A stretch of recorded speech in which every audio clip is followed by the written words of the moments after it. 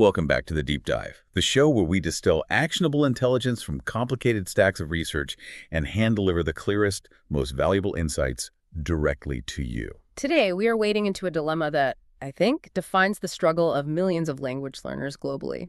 It's that frustrating gap between massive exposure to English content and, well, actual speaking mastery. It's totally the paradox of the binge watcher, isn't it? Yeah. Our listener, the learner, is coming to us and saying something like, I have spent hundreds, maybe thousands of hours watching English TV shows and movies. I get the plot, I understand the jokes, but the moment I try to open my mouth and speak, it all just falls apart. Why am I still stumbling? And that feeling, that sense of being perpetually stuck, is precisely what our source material is designed to solve. This isn't just, a random collection of language tips. It's a highly structured curriculum in disguise. Okay. We're looking at methods designed to transform that casual, relaxing act of watching TV into a systematic, powerful engine for linguistic proficiency. So our mission today is to provide that shortcut, that clear, actionable methodology that shifts your progress from, say, a glacial crawl to an accelerated sprint. Right. We want you to stop wasting screen time and start maximizing it. This whole deep dive is about getting those aha moments, that realization that it's not about watching more. It's about applying a totally different method to the content you already love. And we have to start with the core thesis right up front. Because if you miss this one point, the rest of the dive is, well, it's basically useless. What is it? The initial takeaway, the foundation of all our sources, is that watching TV shows alone is fundamentally not enough. It's insufficient. The progress doesn't live in the content itself. It lives entirely in the discipline method you use to consume and process it. The method is everything. Okay, let's unpack that right away. That distinction feels critical. We have to start with what needs to change in your habits. The first step, it seems, is moving from passive viewing to active learning. Because if you're years into this and still feel stuck, you are almost certainly trapped in what the sources call passive watching mode. That's the critical distinction we have to establish. Consistent exposure only guarantees exposure. It does not automatically guarantee learning. Right. Think about your favorite background music. You might hear the same song 1,000 times, but unless you actively sit down and try to memorize the lyrics, you probably can't recite them perfectly. No way. I'd know the chorus and a few random lines, that's it. Right. Your brain processes it as ambient sound, not as structured information to be retained.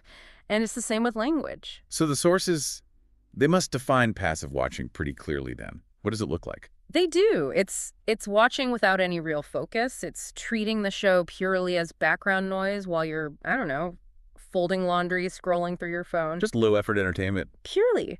And the most insidious form of this, especially for learners who are already at an intermediate level, is the reliance on subtitles. The subtitles. Specifically reading the subtitles without really truly engaging your listening sense. It's the linguistic safety blanket you mentioned earlier. It feels helpful, it feels like you're learning, but it is actively stalling your progress. How? Why is it so damaging? Because your brain will always, always take the path of least resistance. Reading is just faster and easier for most people than decoding complex, fast-moving spoken language. So you read the word on the screen. Your brain registers the written word, processes the meaning instantly, and completely bypasses the hard work, the strenuous, high-effort task of linking those rapid, messy, connected sounds of spoken English to that meaning. It just doesn't happen. So you enjoy the story, you get the narrative, Yeah. but you fail to extract any of the actual linguistic lessons from the sound. And you've extracted zero. That's the trap. Okay, so if that's the trap, what does the alternative active watching actually look like? It sounds exhausting, honestly. Am I supposed to concentrate that hard for a whole hour-long episode of a drama? It demands intentionality, for sure, but not unsustainable effort. Active watching means you are listening carefully, intently. You're not just following the plot. You're actively scanning the dialogue for new expressions. You're noticing how native speakers structure their sentences. You're identifying vocabulary you don't know. So you're almost like a detective. In a sense, yes. And crucially, it involves specific techniques like practicing immediate repetition, what we'll call shadowing later, and consciously making the effort to think in English while you're watching. It's like the moment I hit play, I have to make a choice. Am I in entertainment mode or am I in learning mode? That is the toggle switch analogy that our sources really emphasize. You have to be able to consciously switch modes. Yeah. And you've hit on the key problem. You cannot sustain that high-intensity learning mode for 60 or 90 minutes. I'd burn out in a week. Of course. Ah. That leads straight to cognitive burnout, resistance, and ultimately quitting the method altogether. Yeah, I can see that. If I feel like every scene is homework, I'll probably just put off watching the show entirely. The method has to be manageable. And this is where the practical rule from the sources comes in. It's designed specifically to prevent that burnout and information overload. It's the enjoy first, learn second structure. Okay, I like the sound of that. How does it work? It's simple. You watch one full episode for fun, let yourself relax, enjoy the story. Maybe you use light English subtitles if you absolutely need them for comprehension. Just enjoy it. Okay, so I get my entertainment fix. You get your fix. But Okay. once that's done, you deliberately choose one short segment, maybe a 3 to 5 minute scene, a key conversation, an argument, something with good dialogue. And that short piece is what you use for intense active study. That makes so much more sense. It makes the task bite-sized and focused. You get the enjoyment, which keeps your motivation up, but then you carve out this super productive, hyper-focused window for the real linguistic work. Precisely. That 10 or 20 minutes of intense active study will yield exponentially better results than 2 hours of just passively watching. You're transforming your mental state from a consumer of narrative to an analyst of language, but for a sustainable period of time. That's a fantastic mental framework to start with. Yeah. So if we accept that the main problem for passive viewers is this over-reliance on the written word, on subtitles, let's move right into solving that. Let's talk about training the ear. This is absolutely non-negotiable. Our sources are unequivocal on this. Listening ability is the foundation of fluency. It's the bedrock. Why so absolute? Well, think about it. If you cannot comprehend spoken English at a natural native conversational speed, speaking becomes impossible. You can't process the input quickly enough to formulate a response. You're always playing catch-up. We often talk about the gap between textbook English and real English. What is it about TV shows that makes them so uniquely powerful for training the ear in a way that, say, a carefully dictated audio track from a textbook just can't? Textbooks, by their very design, are sterile. They optimize for clarity, which means they strip away all the fascinating, messy, wonderful complexity of real-world English. They clean it up. They clean it up completely. TV shows, on the other hand, especially dramas and comedies, they expose you to the essential characteristics of real speech. Fast, natural rhythms, huge variations in speed and pitch, and critically connected speech. Okay, let's linger on connected speech, because I think Sure. that's where the vast majority of listeners get completely lost. They see a sentence written down, they know every single word, but when they hear it spoken, they don't recognize a thing. That's because when native speakers talk quickly, we do things to the language to save motor effort. It's basically linguistic laziness, but it's essential to sounding fluent. We're talking about phonological phenomena like elision, assimilation, and reduction. If your ear isn't trained to recognize the resulting sound pattern, you'll never understand it, even if you know all the individual words. Okay, give us some concrete examples of these shifts that the sources point out. This is exactly where the textbook fails you. Let's take 3 really common types. First, there's elision, which is where sounds are just dropped completely. The classic example is, I don't know. Right, nobody says, I do not know. And almost nobody says, I don't know, fully enunciated. It gets reduced to, I don't know. The T sound vanishes, the vowel shortens. Another huge one is going to, which becomes gonna. If you're listening for the distinct sounds of going and to, you will miss the meaning entirely. So the sound itself is changing. It's not just that people are talking faster. Exactly. The sound has fundamentally changed. Second, you have assimilation, where a sound changes to become more like a sound next to it. Think about the phrase, did you eat? Did you eat? Okay. When you say that quickly and naturally, the D and the Y sounds merge. It often comes out sounding like did ya eat. That J sound is an assimilation. Your mouth is preparing for the Y sound right after the D, and so it blends them together. If you don't recognize did ya, you assume it's a word you've never heard before. Wow. That's a huge revelation for a learner, just realizing they're not hearing a new word, but a modified sound. It's a game changer. And finally, you have reduction. This happens all the time with small function words like prepositions or auxiliary verbs. Take should have. We almost never hear the full have sound. It reduces to shoulda, I should have called her, becomes I should have called her. Or could have becomes coulda. Would have becomes woulda. Exactly. The word have essentially disappears and is replaced by a tiny, indistinct vowel sound. These changes are absolutely universal in fast, natural speech, and TV shows are the perfect auditory laboratory to hear them used over and over and over again. Okay, but how do we actively train our ear to pick up on these things without just reading a list of rules like we're doing now? How do you practice it? This is where the structured two-part listening exercise from our sources becomes absolutely indispensable. It's designed to force your brain to build the right neural connections. Okay, walk us through it. Step 1. Step 1. You take your chosen short scene, that 3 to 5 minute segment, and you watch it without any subtitles. None at all. And the source material really emphasizes the instruction, don't panic. That's a big instruction because panic is exactly what you feel when you don't understand. It is, but the goal here is not 100% comprehension. The goal is cognitive effort. When you watch without that subtitle crutch, you force your brain to work hard even if you're only catching 30 or 40% of the words. So what am I supposed to be doing? You're training yourself to rely on other things: contextual clues, body language, the speaker's tone of voice, and the handful of keywords you do catch. You're trying to deduce the general meaning. It's a necessary cognitive workout that prepares your ear for the messiness of a real conversation. But I can imagine our listener thinking, okay, I just watched that scene and I only caught the words coffee and late. I feel like I completely failed. What do they do with that feeling? The sources are very clear on this. You acknowledge the effort, but you do not dwell on the failure. You have just primed your brain for learning, and now comes the payoff. Which is step 2. Step 2. Immediately rewatch the exact same scene, but this time with the English subtitles on. This is the validation and comparison phase. So my brain has already filed its best guess of what it heard. Coffee, late, and a bunch of mumbling.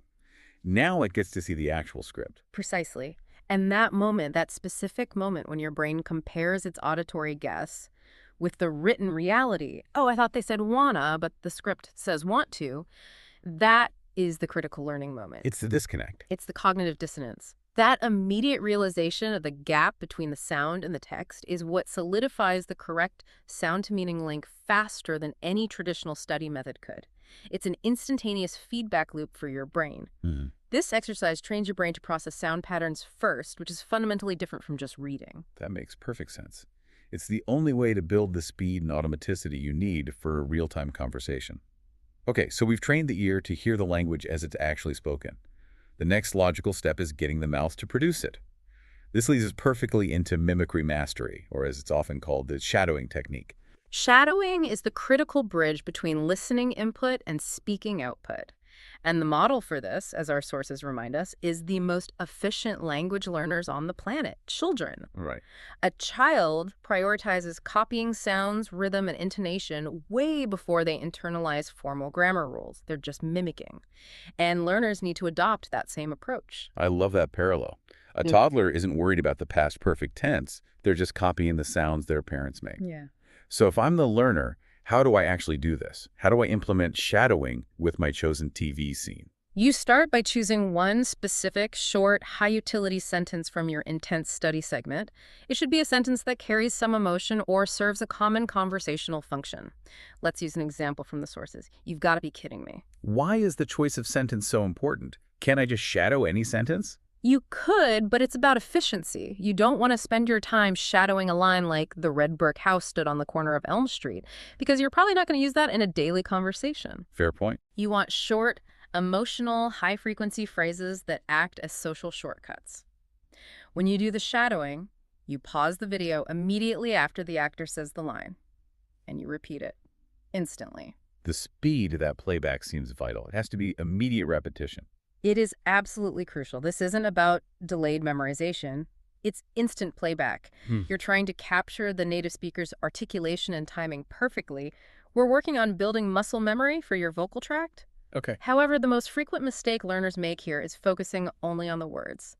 Just repeating the words is not enough. Simple repetition is insufficient. You must actively copy 3 key elements. And those are? First, the speed and pacing. If the speaker zips through it, you have to try to zip through it. Second, the rhythm, stress, and flow. Where does the native speaker put the emphasis? In our example, "You've got to be kidding me," the stress falls heavily on got and kidding. You have to replicate that exact rhythmic pattern. And the third one, which you mentioned, is critically important. The emotion, the feeling behind the words. This is where language becomes truly social. The meaning of a phrase can be entirely dependent on the emotion and the context you use. If you say, "You've got to be kidding me," in a flat, monotone voice, you just sound confused or maybe even robotic. But if you say it with a high pitch, If you inject extreme surprise with a high pitch, it expresses disbelief. If you deliver it with a harsh, low tone, it expresses intense frustration or even anger. The difference is night and day. I understand the importance of emotion conceptually, but how does the source material instruct you to practice that? It feels hard to just be angry on command. It requires deep, intentional practice. It's like an acting exercise. Using that single example sentence, the instruction is to say it not just once, but 5 times, and each time you focus on a different emotional tone. So you'd say it once as. You'd say it once with surprise, once with skepticism, once with real anger, once with amusement, maybe with a little laugh at the end, and once with just tired, weary disbelief. Ah, so that forces you to manipulate your intonation, your pitch, your volume in a way that aligns with how native speakers actually use the phrase. You're practicing the social and emotional function, not just the sounds. Precisely. You are building muscle memory for articulation and intonation at the same time. And the more naturally you can incorporate that native stress and emotion, the more automatic those phrases become when you need them in a real conversation. And that, in turn, must boost speaking confidence like crazy. Exponentially. When you know deep in your bones how the words are supposed to sound and feel when they come out of your mouth, you hesitate so much less. That makes sense. The goal is achieving a natural sound and automaticity, not necessarily dictionary-perfect pronunciation, which can sound slow and stilted. Exactly. We're aiming for fluency, rhythm, and social appropriateness. That is what shadowing delivers. It closes that gap between the intellectual knowledge you have in your head and the physical spoken output you need to succeed. Okay, we've covered the mechanics of sound, the ear, and the mouth. Let's step beyond just the words and into the crucial layer of meaning, which is cultural English. The source material makes this very strong statement that language without culture just feels robotic. And this is where TV shows have an advantage that no textbook or grammar drill could ever hope to match.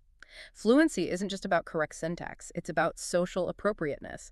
It's about cultural literacy. You have to know how and when to use the language you've learned. So what are some of the specific cultural lessons that we're gaining from this kind of deep immersion? What are the social scripts that we're picking up on? We get a masterclass in social interaction. We see how people start and end conversations. We observe how people joke, what level of sarcasm or self-deprecation is considered funny. We learn the nuances of conflict, how people argue or express deep disagreement or critique someone while trying to stay polite. And apologies, too. The rituals of apologies, yes. When a simple sorry is enough, and when a more detailed explanation and acceptance of blame is needed. It sounds like it's teaching you to read between the lines, which, particularly in English-speaking cultures, feels so crucial because the language can be notoriously indirect. This is where we get into decoding subtext and nuance. The hidden meanings that trip up every learner who takes the language too literally. If you believe every phrase means exactly what it says on the tin, you will be constantly confused, or worse, you might come across as unintentionally rude. Okay, let's dive deep into the specific phrases the sources highlight as landmines for literal learners. The first one is a classic of avoidance. I'll think about it. This is a textbook example of conflict avoidance, which is a deep cultural preference in many English-speaking environments. If someone is pressed for a decision, say they're offered a job, invited to a party they don't want to go to, asked to take on an extra task, and they reply with, "I'll think about it." It doesn't actually mean they're going to go home and make a pro-con list. Almost never. It is often a polite mechanism to decline without delivering an immediate, firm no that might cause offense or awkwardness. So the true meaning is almost always a gentle no. In a professional or social context where you'd expect a swift, enthusiastic yes if they were truly interested, "I'll think about it," functions as a soft dismissal. A learner who translates this literally might genuinely follow up a week later asking for the decision and be met with awkward silence because they missed the crucial cultural cue that the conversation was over. Right. And TV shows give you the context. The character might say, "I'll think about it," and then as they walk away, they roll their eyes or sigh. That's the real meaning. Exactly. The nonverbal cues tell the whole story. Okay, the second example is a social pleasantry that I think it's misinterpreted all the time. "We should hang out sometime." Oh, this one is pure social lubricant. It conveys generalized goodwill and friendliness at the end of an interaction, especially with an acquaintance. It's a nice thing to say. But it's not a plan. It is rarely a concrete commitment or a calendared event. A learner who takes this literally might actively try to schedule a date and time and then feel ignored or confused when the other person is vague and non-committal. Because in many cultures, if you suggest an activity, you're expected to follow through immediately with the logistics. Here, it's just a way to end the interaction on a positive note. Precisely. Understanding that cultural shorthand helps you manage your expectations and avoid feeling rejected when no rejection was intended. It maintains the social relationship without creating an obligation. And now, of course, we have to talk about the absolute cornerstone of English cultural communication: sarcasm. Yeah. We need to spend some serious time here, because if you miss the sarcasm, you miss the entire emotional point of the scene. Sarcasm is, the use of words that mean the opposite of what you really think, often for comedic effect or to convey veiled criticism. Its interpretation relies almost entirely on your tone of voice, the context, and often shared cultural knowledge. Let's use a couple of clear examples to show how tone is everything. Okay, so imagine someone spills a huge cup of coffee all over the floor, making a giant mess. And their colleague looks at it and says, "Wow, brilliant job. That was so helpful." If the learner only processes the literal words brilliant and helpful, they'll think the colleague is genuinely complimenting them, which is absurd. But the cultural knowledge understanding that spilling coffee is a negative event, combined with that exaggerated mocking tone, immediately conveys the true meaning, which is frustration. It's criticism disguised as a compliment. Now, let's take another really common sarcastic phrase. Tell me about it. Right. So literally, this sounds like an invitation for more detail. Please tell me more about this topic. But it never means that. Almost never in this context. If your friend is complaining about their terrible long commute and you sigh and say, "Ugh, tell me about it," it doesn't mean you want a 10-minute monologue about the traffic. Culturally, it means, "I completely agree with you. I have experienced the exact same frustration, and I am expressing solidarity." It's a conversational shortcut for empathy and shared pain. A literal interpretation would completely derail the conversation. They'd start giving you the details and you'd be looking at your watch. Exactly. So the overall benefit here for the learner is huge. It's not just about speaking with better pronunciation. It's about avoiding confusion, operating within the accepted social rules, and projecting more confidence because you understand the hidden meaning and the intended function of the phrases you hear. You're becoming culturally fluent. And that cultural fluency must feed directly back into the shadowing technique. Now, when you practice saying, "You've got to be kidding me," you're not just practicing the sound, you're practicing the entire social situation that would make you say it. It connects everything. Okay, we've covered the shift to active viewing, training the ear, mastering mimicry, and gaining cultural context. Now, let's tie all of this together into the ultimate blueprint for action, the intensive study model. This is the actionable plan for the methodical learner who wants maximum efficiency. And we are really doubling down on the principle of depth over breadth here. We are looking for high quality, memorable retention, not high volume, superficial exposure. All right. 5 hours spent passively binge watching 5 episodes yields almost zero transferable linguistic skill. 1 single hour spent dissecting one 5-minute scene with this method provides tangible, immediately applicable phrases, pronunciation improvements, and auditory training. That efficiency is the core of what we're trying to deliver. So let's run through the full 5-step deep dive lesson plan for that single short scene. Okay, step 1 is the listening phase. This is your comprehension challenge. You watch the chosen short scene once, entirely without any subtitles. The goal, again, is maximum cognitive effort, catching keywords, deducing context, forcing the ear to lead. And step 2 follows right away, the reading phase. You rewatch the exact same scene, but now you turn on the English subtitles. This is where you validate your earlier guesses. You close that sound-to-writing gap we talked about, and you truly capture the script. Okay, now step 3 sounds like where the real work begins, the vocabulary acquisition phase. It is. This requires physical effort. You pause the video, and you write down a maximum of 5 useful, high-frequency expressions you heard. And notice, we are limiting it to 5. We are not looking for every single unfamiliar word. We want the conversational glue, the idiomatic, functional phrases that native speakers rely on every single day. Limiting it to 5 is so smart. It prevents that exhaustion of trying to learn 20 new things, knowing full well you'll forget most of them by tomorrow. Absolutely. The memory is highly sensitive to information overload.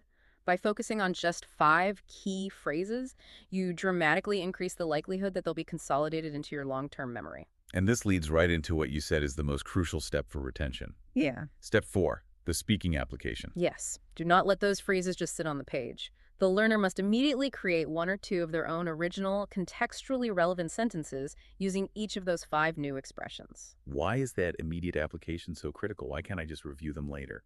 Well, cognitive research shows that the act of actively retrieving and applying new information in a novel context, like creating your own sentence, is what rapidly moves that information from your fragile short-term memory into robust long-term memory pathways. I see. If you wait until the next day, your brain has often already flagged that information as unimportant and discarded it.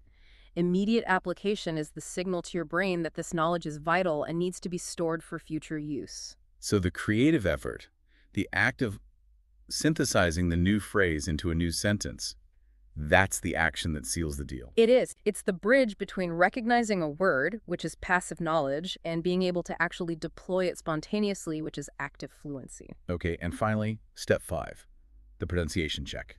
This is where you choose your favorite line from the scene, the one that had the best rhythm or the most emotion, and you just dedicate a few minutes to repeating it over and over. This is focused shadowing practice, where you're intensely trying to mimic the intonation, the stress, and the flow perfectly. That entire 5-step sequence, listening, reading, writing, application, and speaking, has now turned a simple 5-minute scene into a holistic, multi-skill lesson. You've covered all 4 modalities of language learning. That's real efficiency. It's a complete workout. Now, let's look closely at those high-value vocabulary examples, the sources list, because these aren't just decorative words. These are functional conversational tools. These phrases are the cornerstone of quick, natural, and confident conversation because they regulate the flow and they signal your emotional state. Let's analyze the function of a couple of them. Take "that makes sense." So simple, but so powerful. It signals instant comprehension and acceptance. It's a fast, idiomatic replacement for saying something clunky like, "I understand the logical reasoning behind the statement you just made." Right, which no one ever says. No one says that. Using "that makes sense" just keeps the conversation moving at a native pace. Okay, how about "I didn't see that coming"? We touched on the emotion of this one earlier. That phrase is a fantastic conversational shortcut for expressing surprise or shock at an unexpected turn of events. A learner trying to express surprise formally might say, "This development was unforeseen." It's grammatically correct, but it has zero social punch. "I didn't see that coming" immediately signals a shared emotional experience with your conversation partner. And then there's a phrase that really requires that cultural understanding we talked about. You're overthinking it. This is a form of friendly, soft critique. You use it to reassure someone who is paralyzed by analysis, signaling that they should probably relax and take the simpler route. It's advice wrapped in an idiom. And if you say it with the wrong tone. If you say it with the wrong tone, it can sound really dismissive or harsh, but said correctly, it makes you sound fluent and empathetic. It's a key phrase for managing collaborative or problem-solving discussions. And finally, it's not a big deal. This is a crucial social regulator. You use it to minimize conflict or downplay the severity of a mistake. If a native speaker accidentally breaks a cheap mug and apologizes profusely, the response, "Oh, it's not a big deal," immediately reassures them. It's an expression of forgiveness and minimization, used to prevent small mistakes from becoming awkward social moments. The insight here is crystal clear. One episode, if you use it correctly and deeply, can teach you more transferable, real-world English than weeks spent on formal grammar rules. Depth over breadth, always. So to make sure the learner maximizes all this effort and actually achieves that breakthrough, we have to address Section 6, pitfalls and planning. We need to identify and dismantle the habits that are anchoring your progress, the danger zone habits that you must break. The first and absolutely most detrimental mistake, which we've touched on, is watching with non-English subtitles. Our source material specifically mentions learners using Arabic subtitles, but this applies universally to using any native language translation while you're watching. Let's elaborate on exactly why this is so damaging.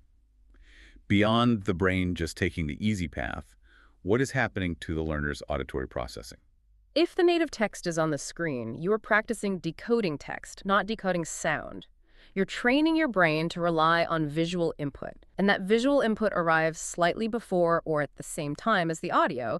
Your brain gets the meaning from the visual information, and in doing so, it filters out the complex auditory signal as redundant noise. It tunes it out. Completely. You are actively training your brain to ignore the sound of English in favor of reading your native language. This creates a permanent severe delay in developing auditory comprehension. The progress you think you're making is an illusion. Wow. That's a powerful explanation for why that specific habit is so destructive.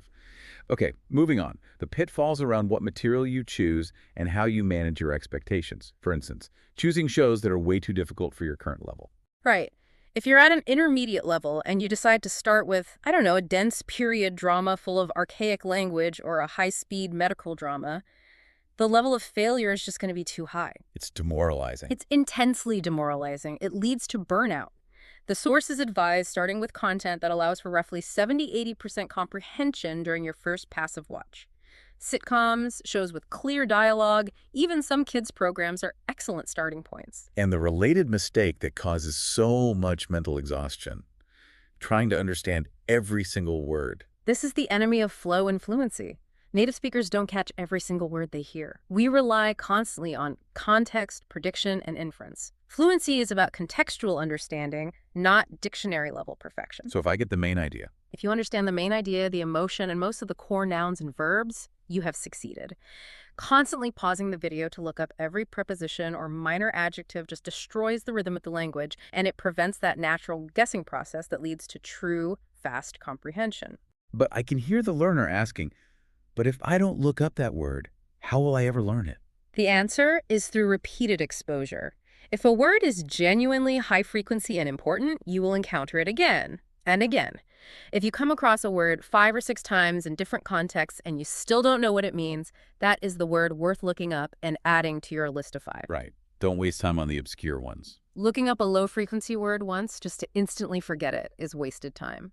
Focus on context and inference first. And finally, the 2 big action-based mistakes, which really negate all the effort. Never speaking or practicing out loud after watching, and watching randomly without any focused study plan. These are the structural failure points. If you do not engage your articulation muscles, if you don't do the shadowing, the auditory input just remains passive. It's locked in the comprehension centers of your brain. It can't be activated for speaking. It's the difference between reading the driver's manual and actually driving the car. Perfect analogy. And watching randomly without a plan means you have no accountability, no consistency. You're preventing the necessary neural reinforcement that builds fluency over time.